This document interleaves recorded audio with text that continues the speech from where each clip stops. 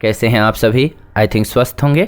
आइए आज के इस वीडियो को स्टार्ट करते हैं और जानते हैं कई बार क्या होता है दोस्तों कि सर्दियों का मौसम चल रहा है, ऐसे में कफ बन जाता है। जी हाँ, सर्दी और सर्दी के बाद कफ जमने की वजह से खांसी हो जाती है और खांसी होने के बाद कफ सूख जाता है और सीने में वो बहुत प्रॉब्लम करता है, सांस लेने में भी। खास करके बच्चों को ये समस्या बहुत होती है। तो क्या करें ऐसे में जब कफ जम जाए और वो बाहर ना निकले? तो उसको निकालने के लिए जब भी आप मेडिकल से दवा लेकर के इस्तेमाल करते हैं तो उनका नुकसान भी होता है, आपकी बॉडी पर इफेक्ट भी पड़ता है। पर घरेलू औषधियों से आप सुरक्षित ढंग से इसको बाहर निकाल सकते हैं। तो आइए आज के इस वीडियो के माध्यम से इसी बारे में जानते हैं। इसके लिए सरलतम उपाय यह है कि आपके घर में आसानी से सरसों तेल आपको मिल जाएगा। इस तेल को आपको गर्म करना है, उसमें थोड़ा सा नमक डाल लेना है, गर्म हो जाए तो, और थोड़ा ठंडा हो जाए यानी कि सहने लायक हो जाए, तब इस तेल से आपको अपने छाती की मालिश करनी है। इससे छाती में जमी हुई कफ की गांठें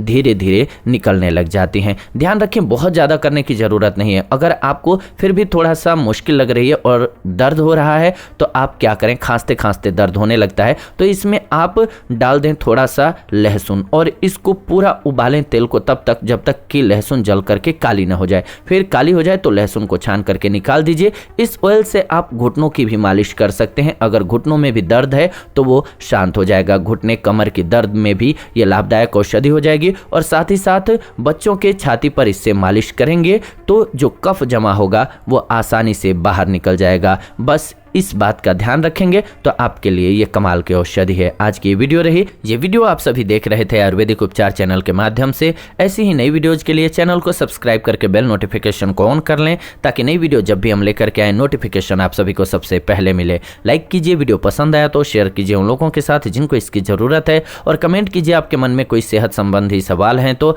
हम आने वाले दिनों में उन टॉपिक्स पर आप सभी के लिए वीडियो जरूर बनाएंगे। फिलहाल आज के इस वीडियो में इतना ही। विदा लेते हैं आज के इस एपिसोड से। जुड़ेंगे नए एपिसोड में नई जानकारी के साथ। तब तक आप सभी खुश रहें, स्वस्थ रहें। धन्यवाद। नमस्कार दोस्तों।